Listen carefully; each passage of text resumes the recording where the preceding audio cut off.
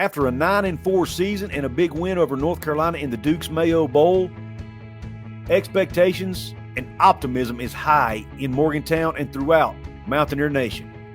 Is that optimism warranted? And is West Virginia a legit contender for the Big 12 championship in 2024? I'm going to give you my thoughts on it right after this word from my sponsor.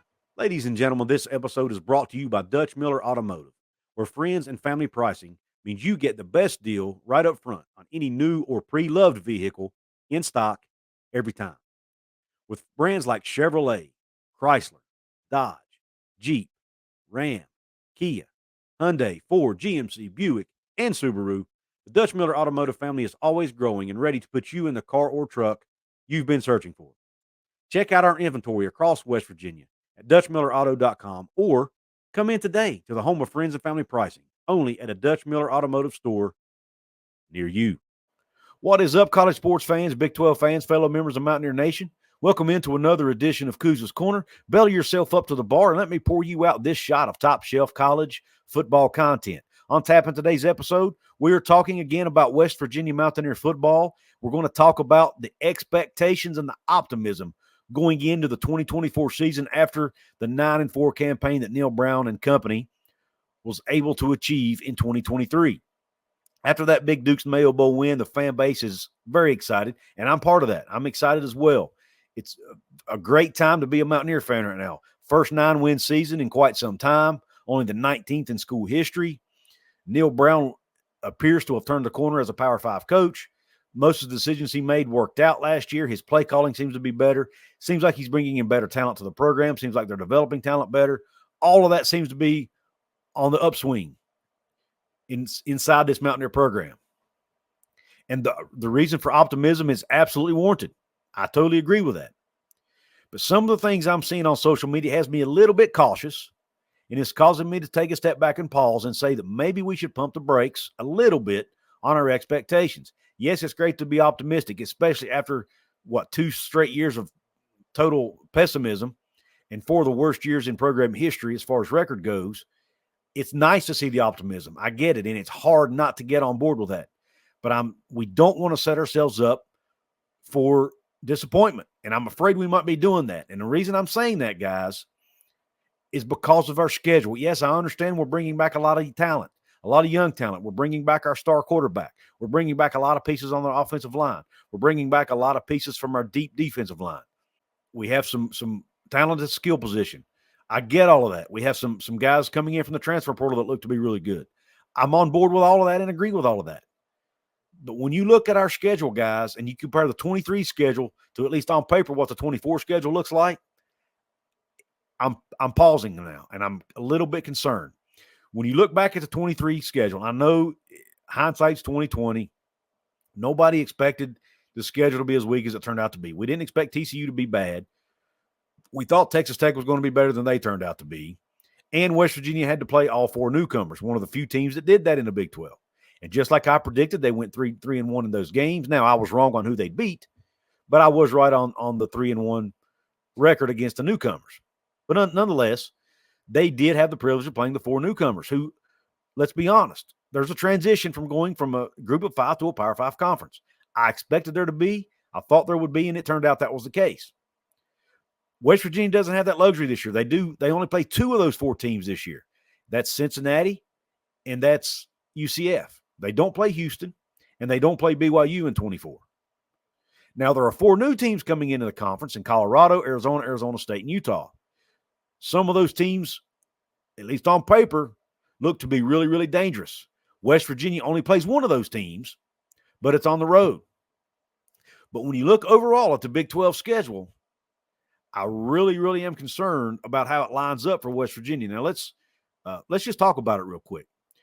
In addition to playing the 4 newcomers, the teams West Virginia avoided in 2023 included not only Texas, who ended up playing in the college football playoff, but it also included Kansas State, who was in the conversation for a Big 12 title shot up until the end, included Kansas, who was in the top half of the conference, and Iowa State, who surprisingly was in the top half of the league. I was also wrong on Iowa State. I thought they would be one of the worst teams in the league because of all the turmoil they went through in the offseason and all the talent they had lost.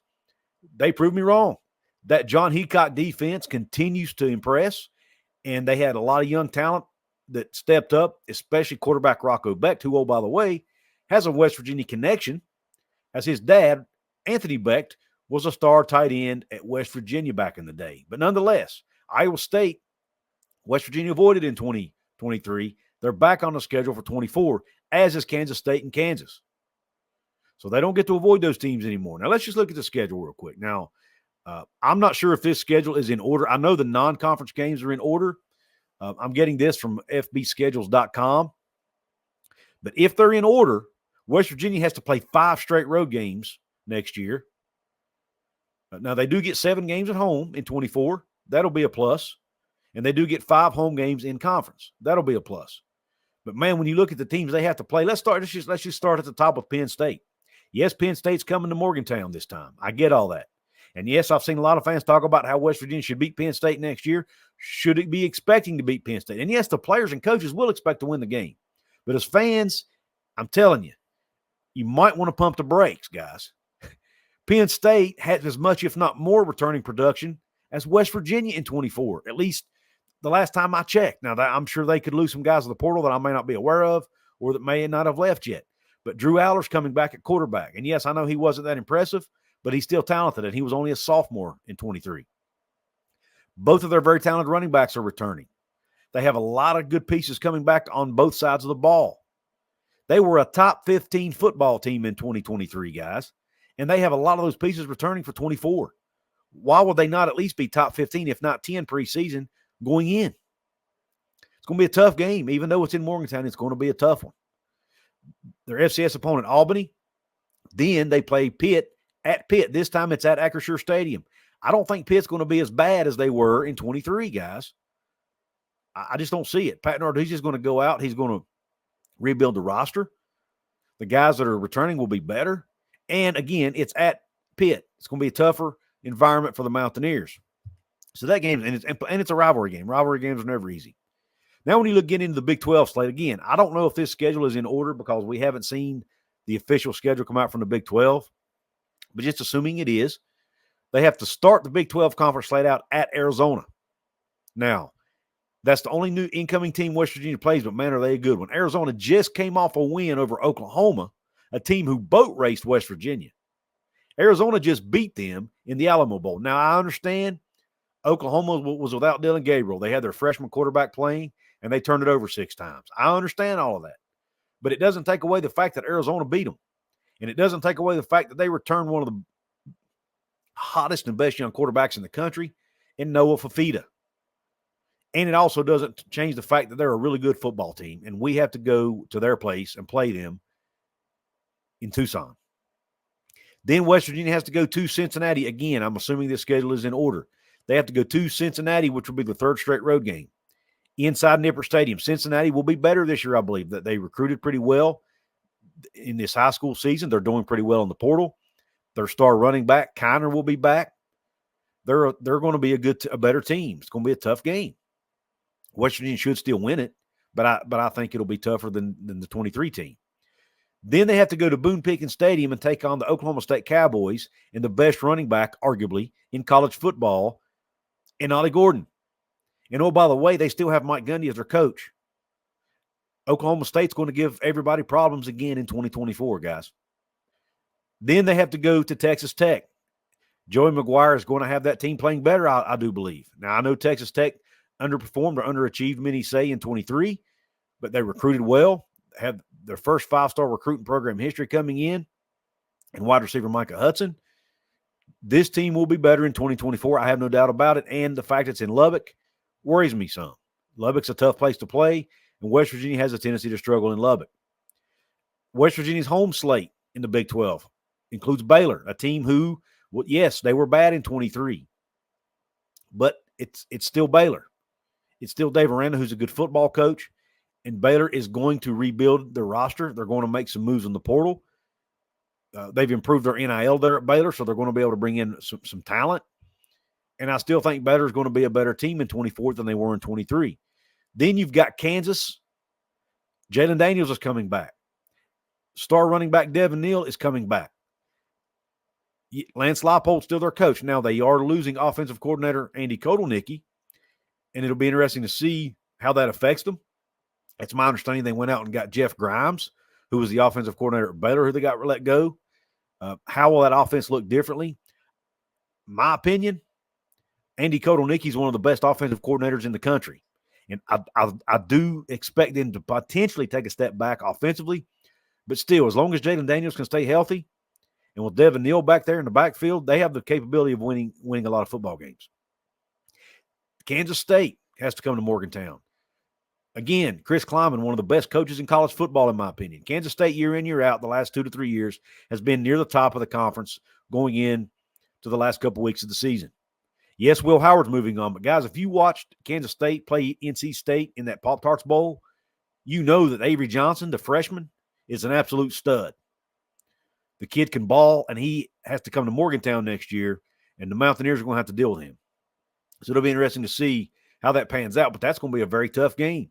Kansas State, more than likely, is going to be in the conversation again early in the season to be a Big 12 title contender. Because, again, they're going to be talented and they're going to be well coached. Iowa State has to come to Morgantown. Iowa State's always a good team. John Heacock's defense is always tough to prepare for. They're always tough to play against. Like I mentioned earlier, they have a lot of young talent with Rocco Becht and company. They're going to be a good football team. Matt Campbell's a good coach. Again, Iowa State will be a tough opponent in 2024 for the Mountaineers. And then finally, UCF has to come to Morgantown. The only of the other two former Group of 5 schools that they play in 24 is UCF. This time, it's in Morgantown. UCF's recruiting well. Gus Malzahn has them on the upswing. They just went out and got K.J. Jefferson from Arkansas, the star quarterback from Arkansas, to come to Orlando to play for them. They're going to have R.J. Harvey, the star running back, returning. They're going to have a lot of talent returning at wide receiver. If they can shore things up at the line of scrimmage at UCF and on the defensive side of the ball, they're going to be a really tough team to beat in 2024, even though it's going to be a home game. Now, is it realistic for West Virginia to be in the conversation for the Big 12 title? Absolutely. Should us fans be excited about that potential? Absolutely. But should we be expecting it? I don't think we should. West Virginia as a program averages about 7.5 to 8 wins a year. I did the math on it a few months ago. I don't remember what the number came out to, but I think it was around 7.5 wins a year historically is what West Virginia has. But to say that this team is going to go 10-1 and win the Big 12 and beat Penn State and all that, I'm not sure that should be our expectations. Is it possible? Yes. Can we hope for that? Yes. But I would not expect it because this schedule is really, really tough. I think we're going to have another good football team. I think West Virginia is going to have another winning season. And I think it's going to be another exciting season of Big 12 football. And I'm excited to have Arizona on the schedule this year. That's going to be a fun game to watch. But, guys, I think we need to be careful, be cautiously optimistic. Do not set yourself up for disappointment. It's going to be a tough, tough Big 12 schedule in 2024. Enjoy the offseason. Enjoy being 9-4. Enjoy having one of the best seasons in West Virginia history. Yes, they've only had 19 seasons of at least 9 wins in team history. Enjoy that. Enjoy the optimism, but also be cautiously optimistic. I want to hear your thoughts in the comment section. What are your expectations going into the 2024 season for this Mountaineer program? Do you think it's 10 wins or bust? Do you think it's 9 wins or bust? I want to hear your thoughts. Let me know in the comments. Also, guys, if you want to support this channel, you can become a VIP member just like the folks scrolling along the bottom of your screen. Shout out to brand new VIP member Brandon Bailey. Thank you, Brandon, for joining. Also, shout out to Brad Cheney, Jeremy Croy, and Cody Cutright. Those are my VIP member shout-outs of the week, or at least in this video, my VIP member shout-outs for this episode. Thank you all for your support. Thank you to all my VIP members. If you want to become one, all you have to do is hit that join button right below the video. If you don't see a join button on your device, there's a link in my description box. Become a member. I've got some things in the works, folks, that I think you'll be excited about. I can't let the cat out of the bag yet because nothing's finalized, and I don't want to overpromise. But I'm working on some things that will really, really be valuable for my VIP members. There are some perks already that go along with that, including the shout-outs, including early access to some videos, including some if you're a club level member, you get limited ads on some of those early videos, things like that. When I do contests, club level members get more entries than pub level members do. And I do contests that are only for members, that are for members only. Also, guys, another way to support my work here, ONIT athlete trading cards. We all know the transfer portal is big. We all know the NIL plays a huge part in not only retaining talent, but bringing talent in. If you want to support West Virginia, and heck, if you're a fan of another team, you want to support your team, click the link in my description box to ONIT athlete. Go get yourself some NIL trading cards of your favorite team. 60% of the profits go to the athletes, and I make a small commission if you use that link. It's a way to help my channel and a way to support your favorite team, which for most of you would probably be the West Virginia Mountaineers. I've got my cards. I got some really cool cards. I got a Zach Frazier card. I got a Lee Koba Icon Edition card. It's really cool. I got a CJ Donaldson in my pack. Got a Rodney Gallagher. Got some really cool cards in my pack. So, guys, go get yourself a pack over at onitathlete.com using the link in my description box. Also, don't forget about my website, CouzasCorner.com. I have 3 writers over there right now, other than myself, that's putting up content about West Virginia sports. Go check it out, guys. There's going to be more and more content coming. Some very talented writers over there. We're trying to do our best to keep you up to date with the news and even some opinions regarding West Virginia sports. Also, guys, last but not least, you can support me absolutely free. Well, the website's free, but there are also other ways you can support me for free. You can hit the thumbs up button, which is a like. If you do that, it really helps the YouTube algorithm. The comment that I mentioned earlier also helps the algorithm. Share this out with your family and friends. Let them know about Couzas Corner and about our basketball channel, Hoops from the Hills. If you like West Virginia basketball, you need to come check out Hoops from the Hills and subscribe over there. Myself and Mountaineer Paul, we cover Mountaineer basketball. And lastly, subscribe to this channel here if you haven't. Hit the subscribe button. It might be red, it might be black, it might be white. I have no idea what color it is because it depends on your device. But nonetheless, hit it. It's free. And if you hit the notification bell, it should make you aware of future uploads and future live streams. But I did find this out recently. In order to get notifications on your iPhone or your handheld device, you have to have notifications turned on that device. I found that out recently. That may be why some of you aren't getting your notifications. With that being said, guys, I really appreciate you tuning into this episode of Couzas Corner. I hope you have a top shelf day. And don't forget, like always, to Q Country Roads.